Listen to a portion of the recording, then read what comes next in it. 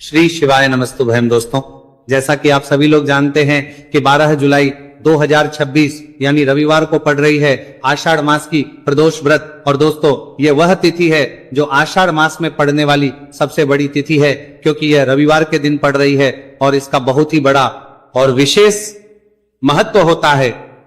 पूज्य गुरु जी ने कहा है कि अगर कभी भी मौका लग जाए और आषाढ़ मास की प्रदोष व्रत रविवार को पड़ जाए तो आप लोगों को 7 चावल के दाने वाला उपाय तो अवश्य ही करना चाहिए।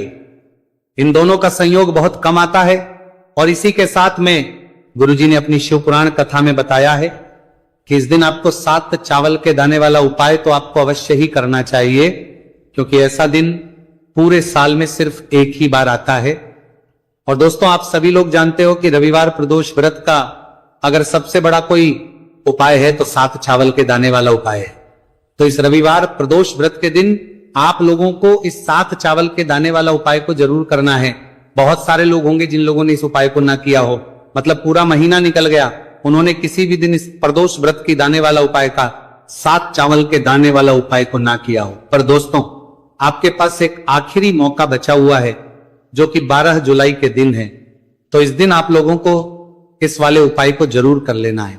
भले ही आपने पूरे महीने भर इस उपाय को ना किया हो, पर अगर आपने इस आषाढ़ मास के रविवार प्रदोष व्रत के दिन अगर इस वाले उपाय को कर लिया तो आपको इस उपाय को करने का वो फल मिलेगा जिसकी आपने कभी कल्पना भी नहीं करी होगी। इसीलिए आप लोग इस वाले उपाय को एक बार जरूर कर लेना है, ताकि आप लोगों के हाथ से ये मौका ना जा सके और आपको इस उपाय को करने का फल मिल सके। दोस्तों, ये उपाय पंडित जी ने अपनी अभी की ही श्री शिव महापुराण की कथा में बताया है, जिस उपाय को आज हम आपको बहुत अच्छे से समझाने वाले हैं। इस वीडियो को देखने के बाद इस उपाय को के लिए आपको कोई और वीडियो को देखने के बाद की जरूरत नहीं पड़ेगी। तो चलिए दोस्तों, उपाय को शुरू करते हैं।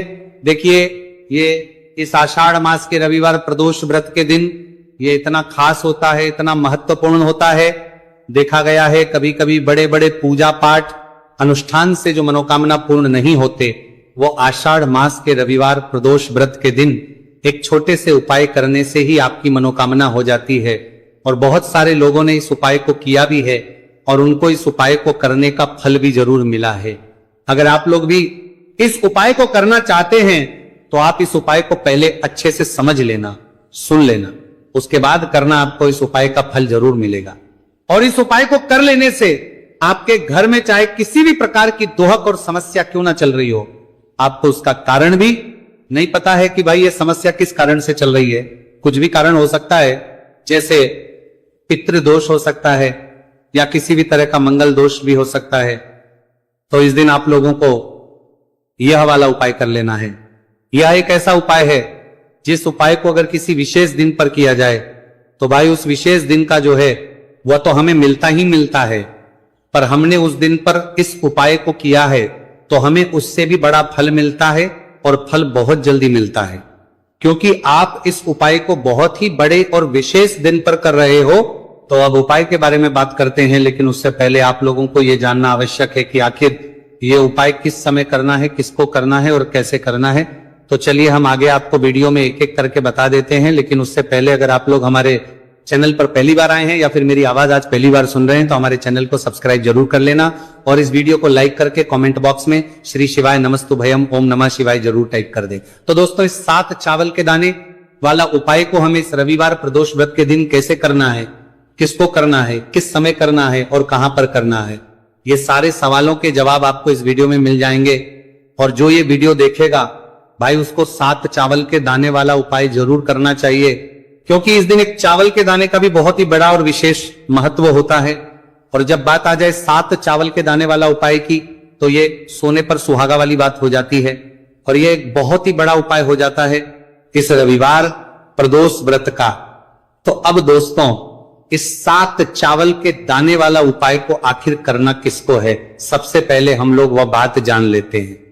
तो देखो, घर की जो बड़ी माताएं बहनें होती हैं, उन माताओं बहनों में से कोई भी एक बड़ी माता बहन इस वाले उपाय को कर सकती है। और दोस्तों, अगर आप चाहें तो अपने घर में से सभी सदस्यों को भी इस उपाय को करवा सकते हैं।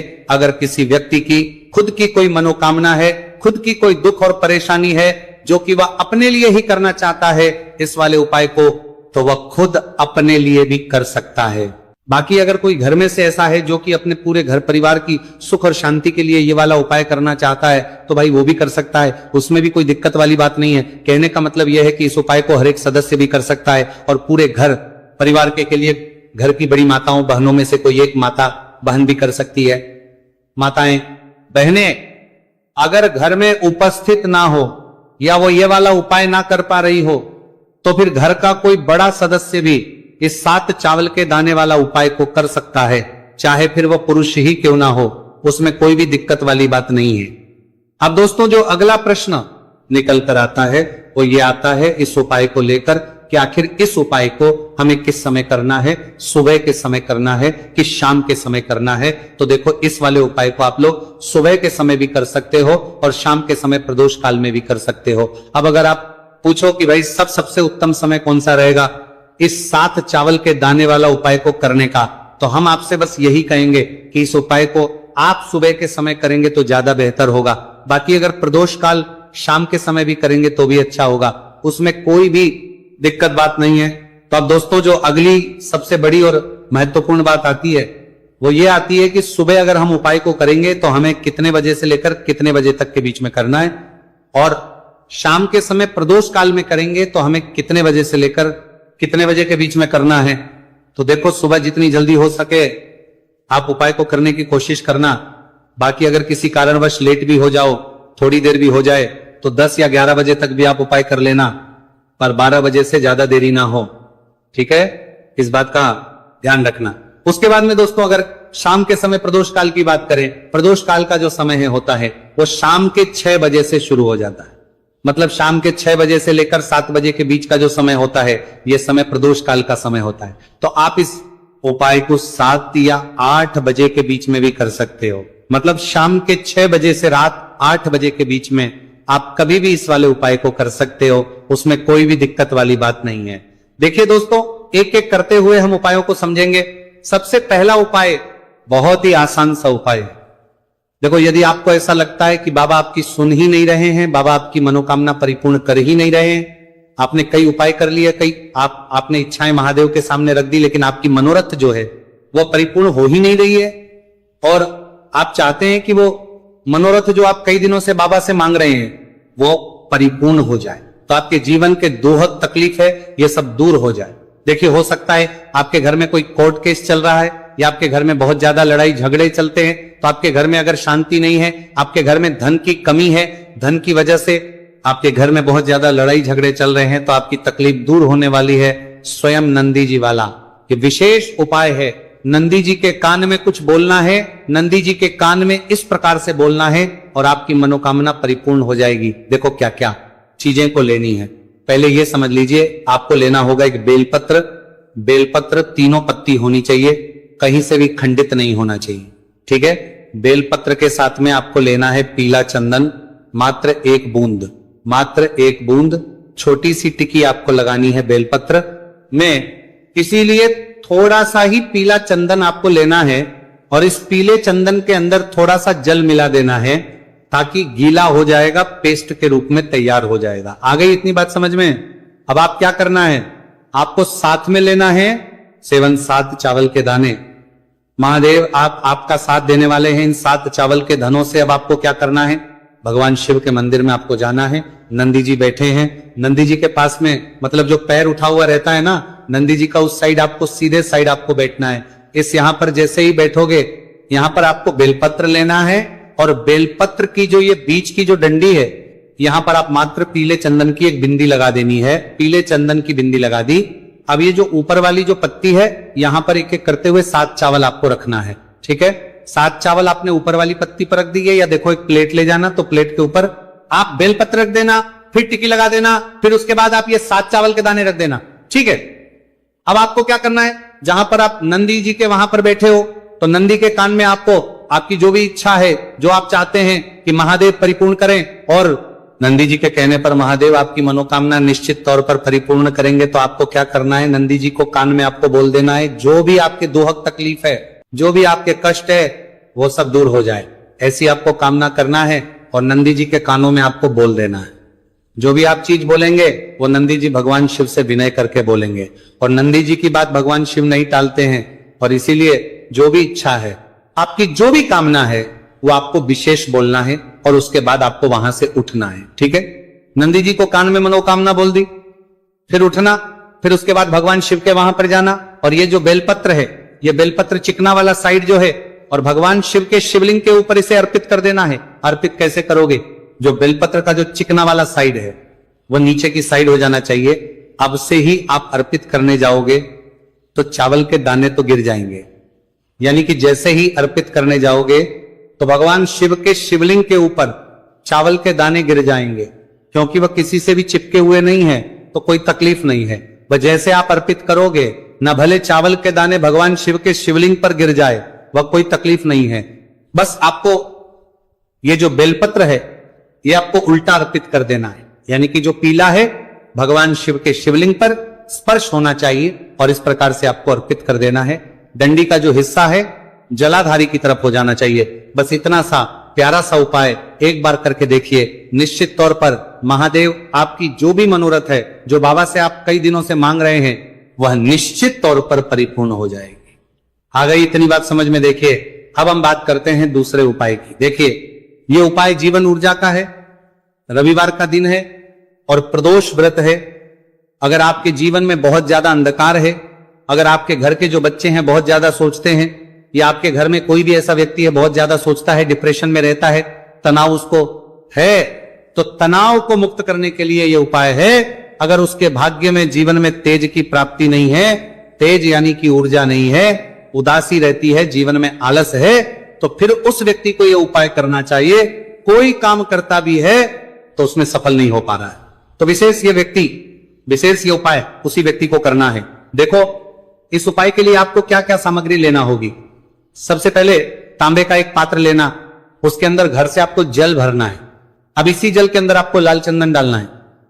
एक चुटकी डालें, थोड़ा ज्यादा डालें, जितना आपको डालना है आप डालें। लाल चंदन जो होता है वो तेज की वृद्धि करता है। रविवार के दिन लाल चीजों का उपाय करना बेहद शुभ होता है, और हो सके तो लाल रंग के कपड़े पहन करके अगर आप ये उपाय करेंगे ना तो और भी शुभ होगा। ये लाल चंदन मिश्रित जल आपको क्या करना है, आपको जाना है किसी भी बेलपत्र के पेड़ के वहां पर, सुबह से लेकर के शाम तक आप ये उपाय कर सकते हैं। कल रविवार की प्रदोष व्रत पर सुबह से लेकर के शाम तक आप बेलपत्र के पेड़ के वहां पर जाना। उत्तरमुखी होकर आपके जीवन के अंधकार दूर हो।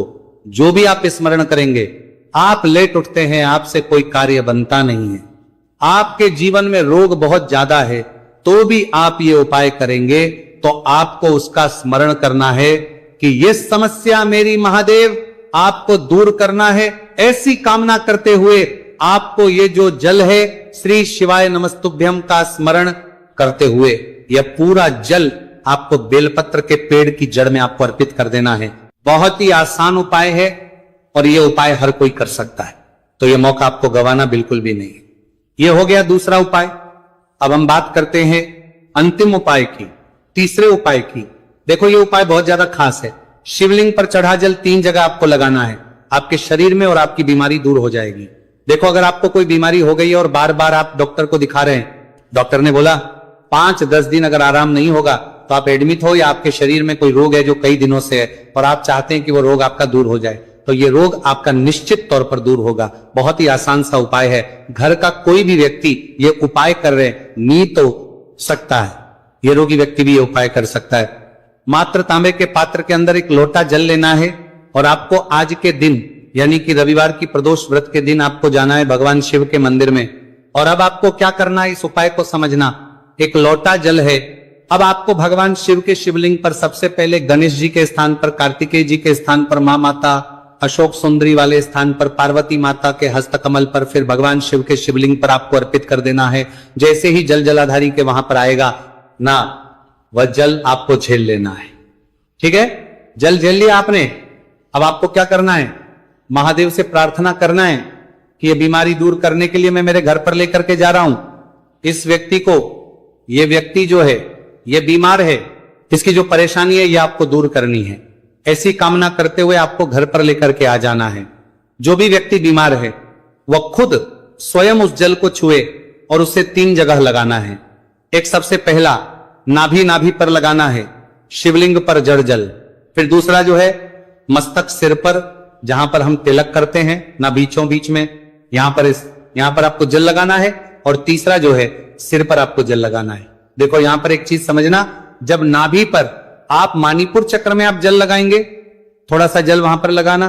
फिर उसके बाद जब दूसरा आज्ञा चक्र में आप जब जल लगाओगे ना, पत्र चिकना वाला साइड जो है, और भगवान शिव के शिवलिंग के ऊपर इसे अर्पित कर देना है। अर्पित कैसे करोगे? जो बेलपत्र का जो चिकना वाला साइड है वो नीचे की साइड हो जाना चाहिए। अब से ही आप अर्पित करने जाओगे तो चावल के दाने तो गिर जाएंगे, यानी कि जैसे ही अर्पित करने जाओगे तो भगवान शिव के शिवलिंग के ऊपर चावल के दाने गिर जाएंगे, क्योंकि वह किसी से भी चिपके हुए नहीं है तो कोई तकलीफ नहीं है। वह जैसे आप अर्पित करोगे, न भले चावल के दाने भगवान शिव के शिवलिंग पर गिर जाए, वह कोई तकलीफ नहीं है।